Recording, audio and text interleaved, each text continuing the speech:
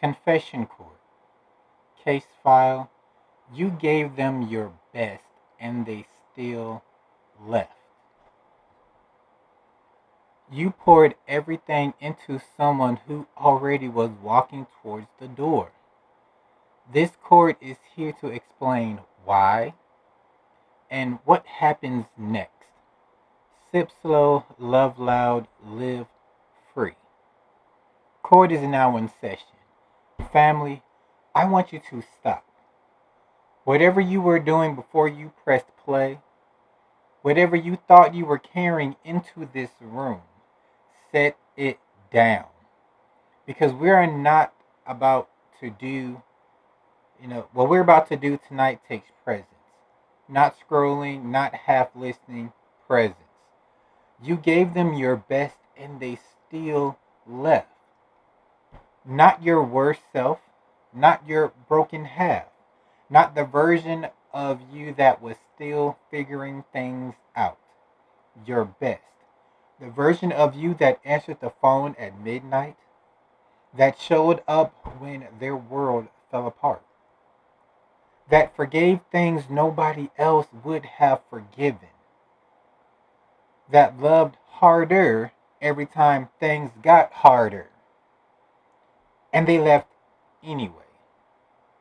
Or they stayed but left emotionally.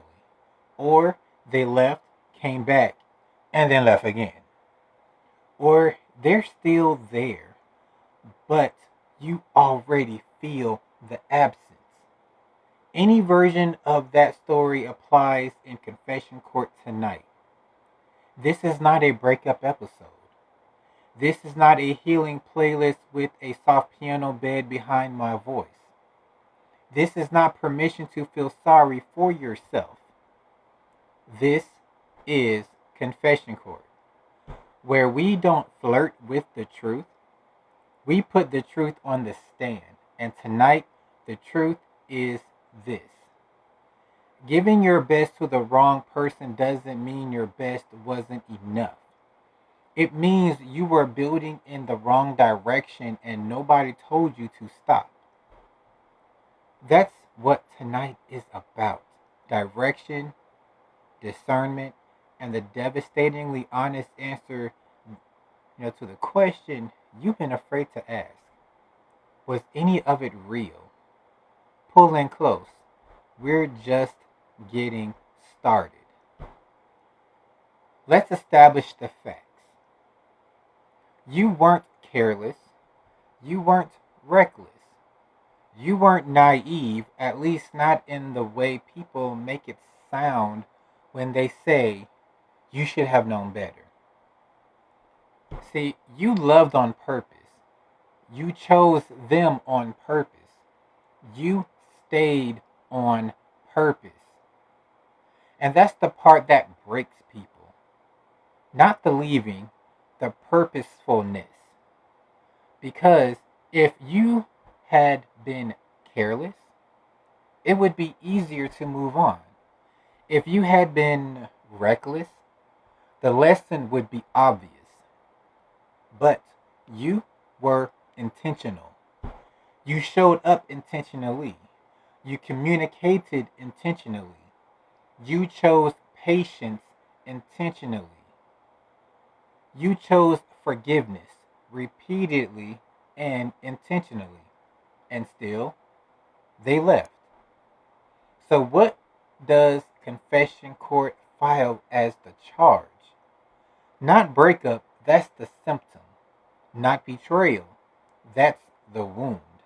The charge is this: you mistook availability for alignment, you mistook presence for purpose, and you confused someone's need for you with their readiness to choose you. Let me read that again for those in the back. You mistook availability for alignment. You mistook presence for purpose. And you confused someone's need for you with their readiness to choose you. Because there are people in your life, past or present, who needed what you offered: your patience, your stability, your emotional depth, your capacity to love without making it conditional. They needed it. They may even appreciated it. But needing something and being ready to receive it long term are two completely different things. A person can need your peace and still not be healed enough to stay in it. A person can need your love and still not be whole enough to hold it. A person can need your consistency and still be attached to chaos that your consistency makes them uncomfortable. Did that land for any of y'all? Some people leave not because you weren't enough. They leave because you were too much of the thing they hadn't learned to receive yet. See, your love was real. Your effort was real. Your investment was real. But here's the part Confession Court has to charge you with too. You ignored the signs. Not all of them, not always, but enough. You saw inconsistency and called it a phase. You felt emotional unavailability and told yourself they were just guarded. You noticed they never matched your effort and decided to just give more, as if loving harder would make them love back louder. It doesn't work that way. Love doesn't fill people who are already full of fear. Patience doesn't heal people who haven't decided to heal themselves. Your best cannot complete someone who is half committed. So let's file this case properly. Plaintiff, you, the one who loved on purpose, defendant, the pattern, the habit of choosing potential over presence, the habit of loving what someone could be instead of clearly seeing who they are right now. And the evidence, it's not in the text, it's not in arguments, it's in the quiet moments. The moments you realize you were always the one to apologize first, even when you weren't wrong.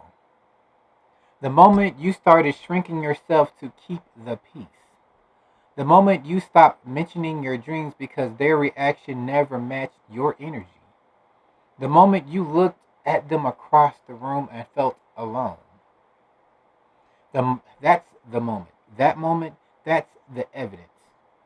Court recognizes the evidence and the case is filed. And now we build it. Listen, family, this is the part most podcasts skip. They'll talk about the person who left, their patterns, their damage, their chaos. See, Confession Court goes somewhere different. We're talking about who you became.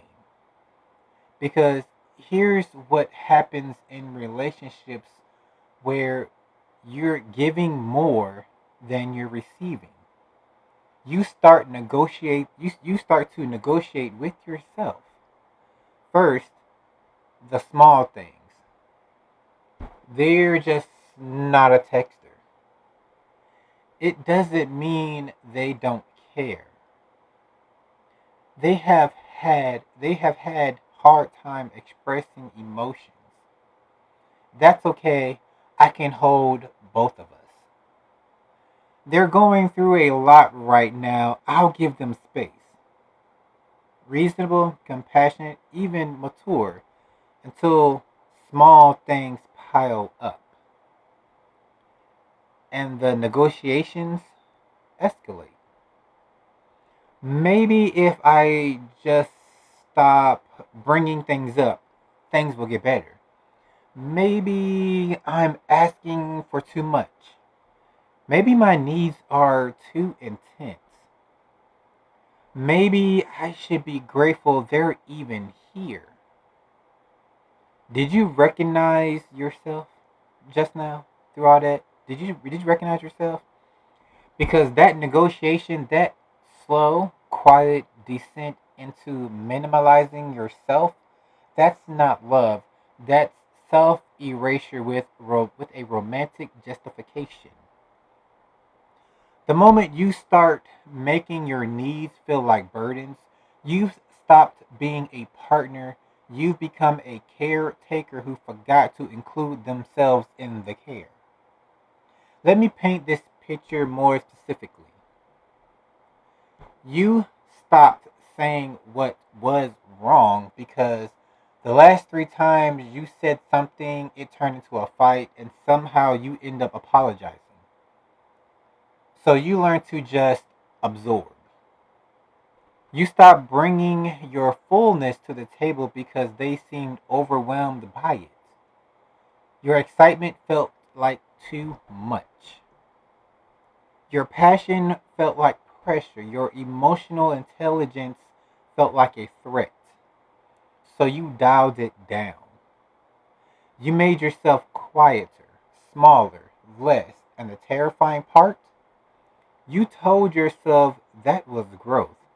That was flexibility. That was being emotionally mature. It wasn't growth, it was grief. You were grieving the version of yourself you were slowly letting go of, and nobody named it, not even you. Here's another layer of this exposure. When you love someone who is emotionally unavailable, you develop hypervigilance. You become an expert in their moods. You can read the temperature of the room by how they exhale. You know when to push, when to retreat, when to be soft, and when to be silent. You become so fluent in their emotional language, you forgot your own. You're tracking their needs like a second job, checking in, pulling back, adjusting, managing, while your own needs, your own emotional bank account runs in overdraft. And when you finally say something about it, when you finally reach a limit, they call you dramatic or sensitive, or they flip the conversation so fast that somehow you end up conform sorry conforming to them about no, yeah, comforting them about how your pain made them feel. Sorry, I got a tongue twister. That is not a relationship. That is a management position you never applied for. And the exhaustion you feel, whether the relationship is over or still happening, that's not weakness. That's the result of working a job with no pay, no appreciation, and no title. You gave your best, and in the process, you got dimmer because you spent it all on someone who wasn't investing back. Exposure complete. Now let's go deeper. See, listen, I need you to slow down here. So whatever you're doing, just stop, listen, because is part, uh, because this part is nuanced, and nuance is exactly what people skip when they're in pain. We hear you gave too much, and we think, okay, I won't just give as much next time. I'll protect myself. I'll hold back. I'll be guarded. That's not the lesson. Giving is not the problem. Giving without discernment is. There's a difference between generous love and love that has no container. See, generous love gives freely, but it also knows when the well needs replenishing. It gives but also receives. It pours, but it also has a limit it honors. See, love with no container gives endlessly and calls it devotion. It sacrifices and calls it love. It disappears and calls it support. Here's how you can tell which one you are doing. You ready? See, after you gave, did you feel full or depleted? Let me know in the comments. Put a comment in there. Let me know if you felt full or depleted. See, real giving from overflow, from genuine love, from aligned partnership, that kind of giving actually fills you because it comes back, because it's reciprocal, because the relationship is a living ecosystem. Yes, ecosystem, not a one-way pipeline. See, uncontained giving from fear, from trying to earn love, from desperation that giving drains every time. Because it's not flowing through a partnership, it's flowing into a void. See, you can give real love to the wrong person and watch it disappear without a trace. Not because love failed, but because the vessel wasn't built to hold it. Let's talk about the specific ways this plays out, shall we? Now, I'm going to give you the 5 forms of uncontained giving. You got your pen and paper ready? Let's get into it. Number 1, emotional labor without reciprocity. You carry their emotions. You regulate for them. You de-escalate their fears, manage their triggers, celebrate their wins, absorb their failures. But when you need emotional presence, they're unavailable, distracted, dismissive, or they make your emotional needs about them. That is not a partnership. That is a therapy arrangement, and you are the unpaid therapist. Number 2, loyalty under disrespect. Y'all probably know this one too well, don't you? Loyalty under disrespect. They treat you carelessly. They cancel plans. They speak to you with an edge. They take you for granted, publicly or privately. And you stay. You stay because you made a commitment. You stay because you believe in them. You stay because love doesn't give up. But here's a version of loyalty that becomes enabling. When you remain loyal, past the point where respect has left the building, your loyalty stops honoring you. Number 3, forgiving without change. This one sounds familiar just from the title, doesn't it? Forgiving without change. Forgiveness is one of the most powerful things human beings can do because here, sorry, but here is what confession court must expose. Forgiveness is for you. It releases the bitterness. It frees your nervous system. It protects your future. Forgiving is not a green light to accept the same behavior in a new cycle. You forgave, they apologized 2 weeks later, the same pattern. You forgave again, they apologized again, same pattern. That's not a relationship built on forgiveness. That's a cycle where your forgiveness became their permission. Not cool. Number 4, sacrificing growth to maintain peace. You stopped pursuing a goal because they seemed threatened by it.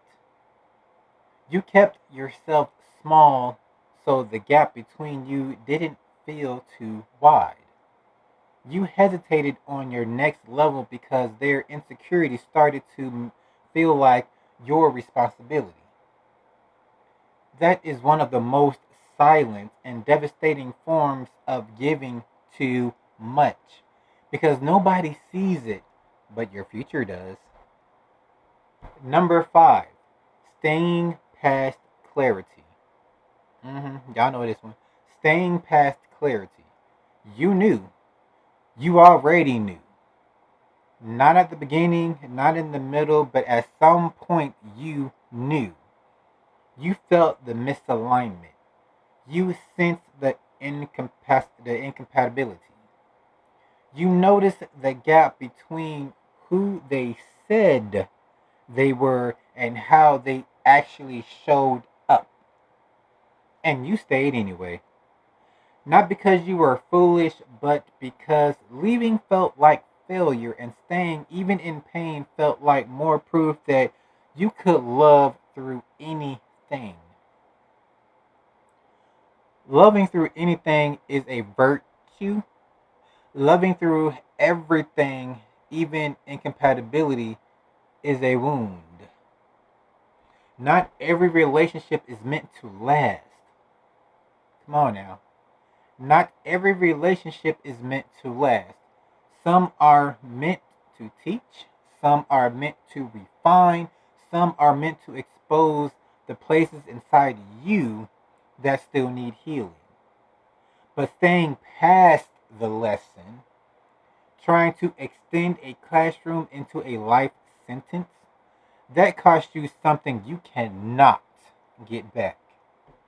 Time, energy, and the version of yourself you would have become if you'd left when clarity knocked. Now, the question that cracked the case open. You're standing, you're on the stand now, okay?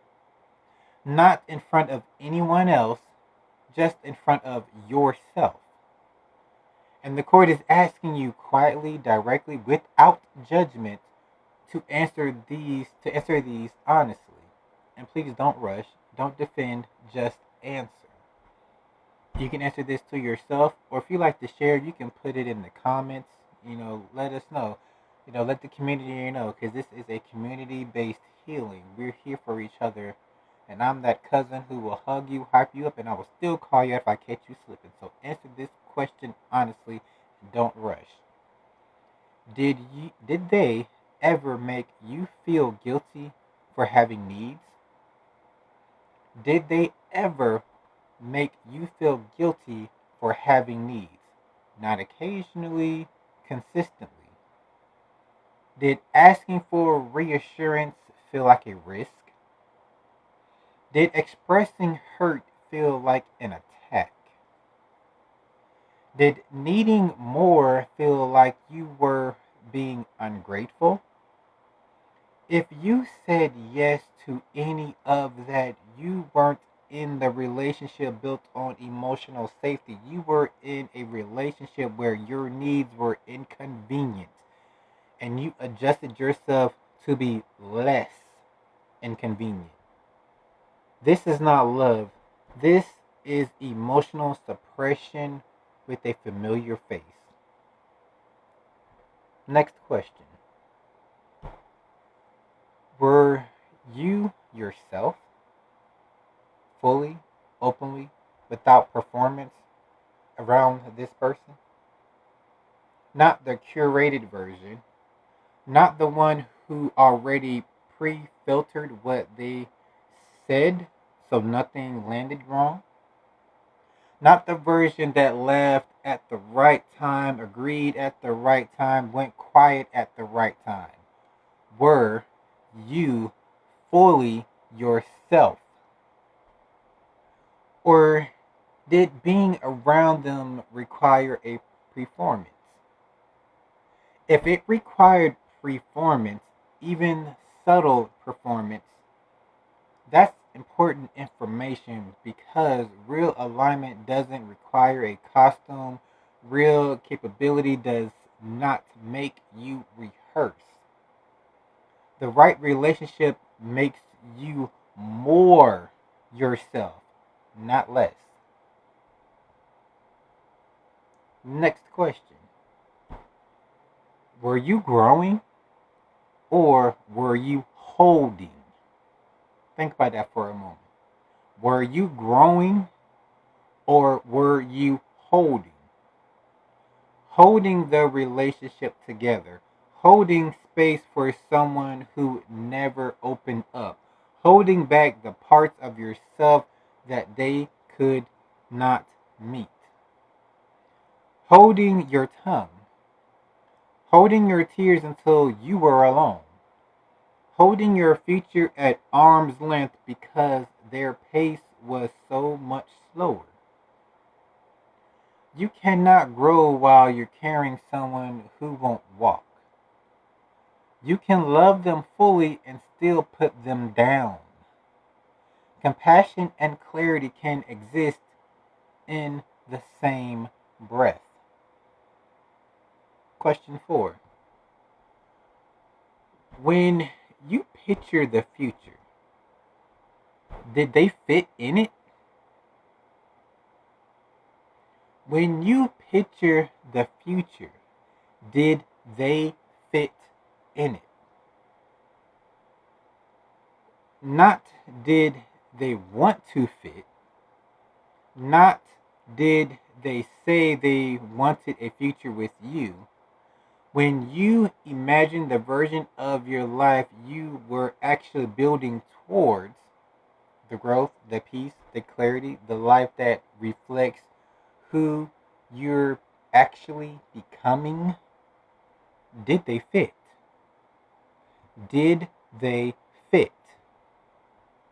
If the honest answer is no, or I don't know, or I stop letting myself think about it, yeah, that's not a small thing. That's the whole thing. Let them go. Let them go. Let them go. Question 5. Were you afraid of what they'd do if you left? I'm gonna pause for a moment. I'm gonna let you think about that. I'm gonna pause for a moment. I'm gonna let you think about that. Were you afraid of what they would do if you left? Not sad, not conflicted, afraid. Afraid of their reaction. Afraid of the guilt they place on you. Afraid of how they talk about you after. Afraid of falling apart without them. Not because you love them, but because you'd made yourself so dependent on their presence to regulate your own peace. See, I'm not cousin. I'm gonna tell you, look, bump them. If they are not helping you reach the goal, if they're not helping you grow, if they, are not, pushing you forward, bump them. Bump the guilt that they're gonna try to place on you, because that's their own fear. You can say, yep, nope, Here's the mirror. Here's the mirror. Let that look at yourself. That guilt you're trying to give me, yeah, bounce off the mirror and back on you, yeah. If they want to talk about you, let them talk. Let them talk. Let them tell whoever they want to tell, because that is, let me see, what do you call, good. There is no bad publicity. So they may be talking about you, but your actions and what you're doing, will show proof, show the truth. When you're prospering, without them, the people who they talk bad about you to will see, well, yeah, they're doing good. So, yeah, the problem wasn't them, it was you. Don't worry about feeling like you're going to fall apart without them. You were doing fine before them. You were not falling apart before them. So why would you fall apart after them? You just pick up where you left off at before you even start messing with him or her. Kick them to the curb like last season's fashion. If fear was part of why you stayed, we need to name that. Not shame it, name it. Because love doesn't hold you through fear. Love holds you through choice, through mutual commitment, through shared vision. If the only reason you stayed because leaving felt worse, you weren't choosing them, you were avoiding yourself. Interrogation concluded. Let the answer sit in front of you for a moment. Don't run from it, don't rationalize them, just let them be true. Alright, the real reason they left. This is the part people come here for, right? And it's the part they're also terrified of. Because they want a clear villain. They want one clean answer. They want to say, it was them. You did nothing wrong. You were perfect. See, but listen, honey child. Listen, friend. Listen, family. Confession court can't give you that. Not because it's not partially true. Sometimes really were doing everything right. But because clean answers produce clean feelings and clean feelings don't produce growth, so here are the real reasons, the uncomfortable ones, and you decide which ones apply to you, to your situation. Reason one, they weren't ready. Yeah, you probably heard that all the time. We ain't doing the SpongeBob, I'm ready. No, they weren't ready. Not ready for love, not ready for accountability, not ready to be chosen well by someone who actually had standards. Some people have never been in a healthy relationship. They were raised on dysfunction, normalized chaos, learned that love equals tension. And when they encountered something peaceful, something consistent, something that didn't make them fight to earn love, it didn't feel like love. It felt like a trap. So they left. Not because you were wrong, because you were too right for where they were. That happens. I've been through it. That happens. Reason two, their eternal work wasn't done. They had wounds they hadn't touched, patterns they hadn't examined, a version of themselves they kept protecting instead of healing. And your love, your presence, started to press on those wounds, not intentionally, just by proximity. Love at a certain depth requires you to show up, to be seen, to be accountable, and some people would rather leave than be seen. Reason three. This one is hard to accept because it removes the narrative of blame, but sometimes two people are genuinely incompatible in timing. Not character, not love, not effort, timing.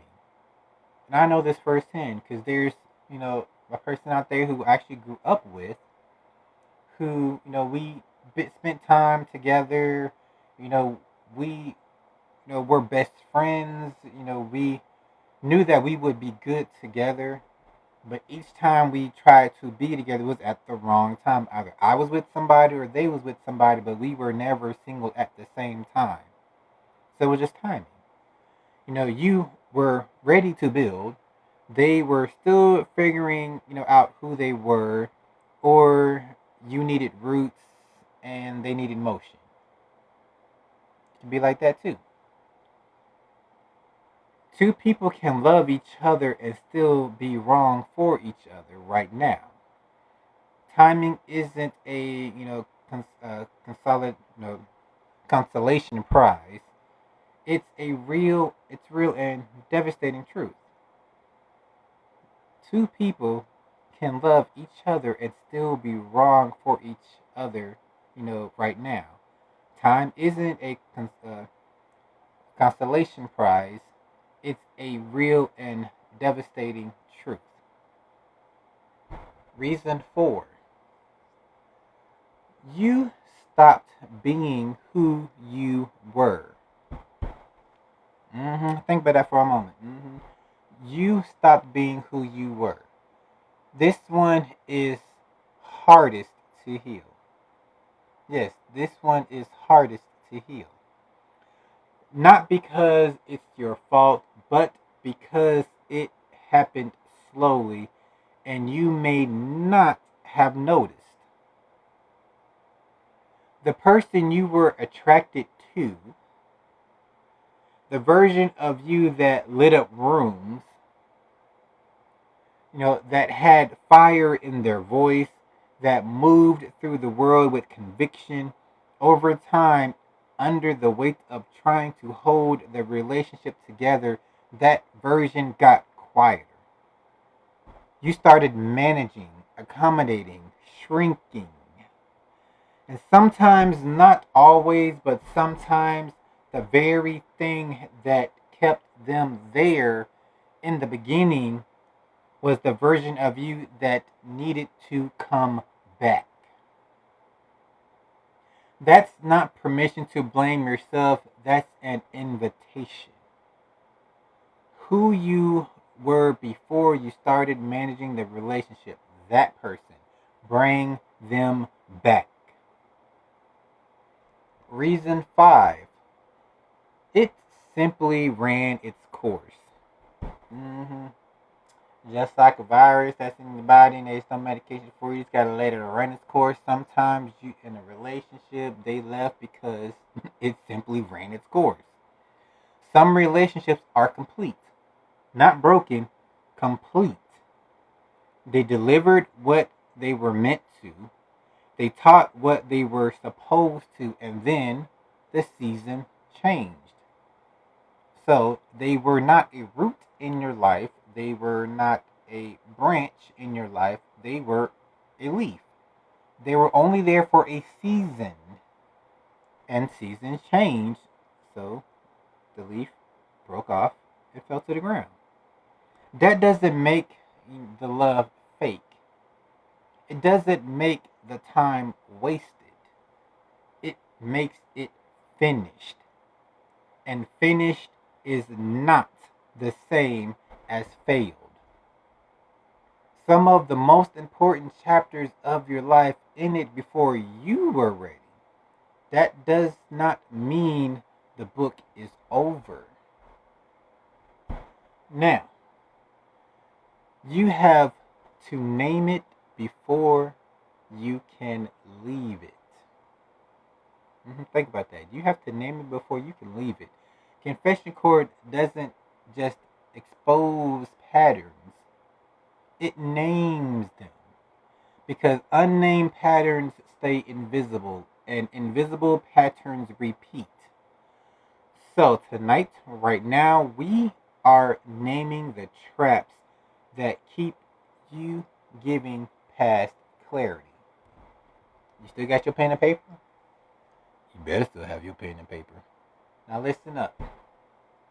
The potential trap. Go ahead, I'll give you a minute to write it down. The potential trap.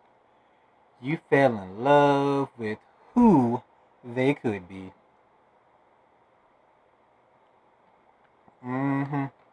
You fell in love with who they could be, and you spent the relationship trying to help them get there. You're not their mama. You're not their daddy, okay? The potential was real. The glimpses were real. The moments when they were actually who you believe they were, those were real. But potential is not a present tense gift. It's a future tense promise. And you cannot build a life on a promise that hasn't materialized. Love the person in front of you, not the person you're projecting on them. Potential is only useful when it's being actively pursued, not when it's being excused. The sunk cost trap, not the sunken place. The sunk cost trap. You stayed because of how much you'd already given. The years, the conversations, the forgiveness, the repairs, the trips you didn't take because they couldn't go. The opportunities you passed on because you were investing in this. And leaving felt like admitting all of that was wasted. Here's the truth about sunk cost. The time is already spent, baby. Whether you stay or go, those years they don't come back. It's gone. But your next years, those are still yours. Staying in the wrong situation to justify the past cost you your future. So if it's over, it's over. Just leave. The future is still yours to claim. Okay? That what if I'm wrong trap. See, so many people that I have coached, so many people that I have counseled and consulted with and talked to. I'm so tired of hearing what if. I just want to what if I could materialize the whole thing? What if in my hand and smack them across the head? Like, quit it. Quit that. What if I'm wrong? Listen. What if they change? What if it's a phase? What if I leave and they become everything I needed with someone else? Listen. Just because you've seen Taraji P. Henson in that movie, acrimony don't mean that's going to happen to you, okay? It's a movie, okay? That fear, that specific target fear of watching someone else become great after you, that's one of the most paralyzing traps in confession court case files. And here's what the court has to say about it. If they needed to lose you to wake up, that is not your assignment to stick around and wait for. Okay? Your growth does not depend on their transformation. Maybe they had to lose you to realize what they were doing. Okay? And someone becoming great after you doesn't make your clarity wrong. It makes it necessary. Meaning, it was necessary for them to lose you, for them to wake up to see what they had and fix themselves. Okay? Maybe they were not meant for you. You were just meant to be that leaf in their life for that time being. So once that season was over and you were gone, they was like, wait a minute, hold up, wait a minute. I just lost the best thing that I ever had. And they needed to take that time, that wake up call, to fix themselves. You were just there to help them fix themselves for that season. That doesn't mean that your time was wasted. It means it makes it necessary. Now let's talk about the identity trap. Okay? The identity trap. You stopped knowing who you were outside of this relationship. Your routines were their routines. Your social life became their social life. Your definition of a good day included them in it. Yeah, I had to pause right there because I was a lot. And when things got hard, you didn't have a foundation to stand on that was entirely your own. So you stayed. Not out of love, out of not knowing who you were without them. Because you forgot who you were before them. That is not a connection. That is not, let me say it again, that is not connection. That is enmeshment. And it doesn't just make leaving hard. It makes staying dangerous. Because a relationship that swallows your identity is not a relationship, it's an absorption. The fear of starting over trap. I know that it may seem hard, but you can do it. I've started over several times, and I'm not afraid to admit it. I've started over several times in my years. And trust me, it gets easier over time. It does. Because after say, the third or fourth time I started over, I already knew what was going on, what I needed to do, and knew how to, clap back in quickness. So people start saying, dang, CJ, you bounced back quick. Yeah, because I've been through this before. I already planned for it. I budgeted for it, and I have already started to expect the unexpected. So when the so-called unexpected happened, I already planned for it and knew that it was coming and was already prepared for it. So when it happened, I already just put my contingency plan in place and kept it moving. See, the dating world feels overwhelming. The idea of explaining yourself to someone new feels exhausting. And sometimes it can feel that way, or it does be exhausting. But the thought of going through all the signs of this again, the vulnerability, the hope, the risk, feels impossible. So you stay in something familiar, even if familiar has become comfortable in all the wrong ways. But here's what Confession Court wants you to sit with. Starting over is not starting from scratch. Okay? We're not making bread from scratch here. Starting over is not starting from scratch. You are bringing everything you know now. Every lesson, every insight, every boundary into the next chapter. That is not starting over, that is starting upgraded.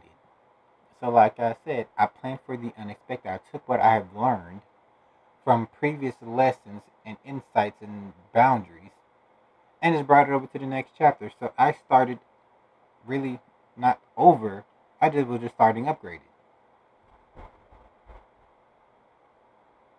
Now, family. Quiet room session. Family. The room is quiet, the truth is loud. This is what Confession Court rules. Are you ready? See, listen. You were not wrong for giving your best. You were not. So don't think you were wrong for giving your best, because you were not wrong for giving your best. You were not foolish for loving deeply. You were not naive for believing in someone. You were not weak for staying through difficulty.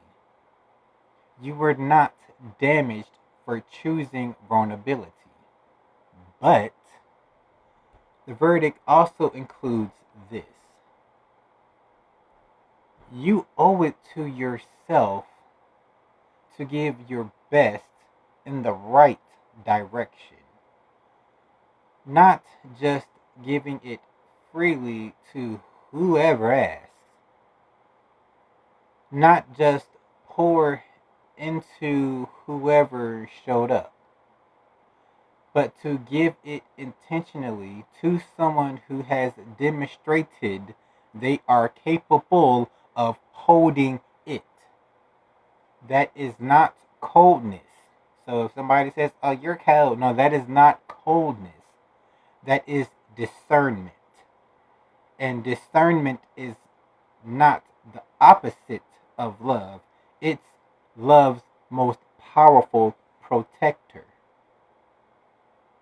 So the court rules your love was real, your effort was real, your intention was genuine, and you gave past the point where giving made sense.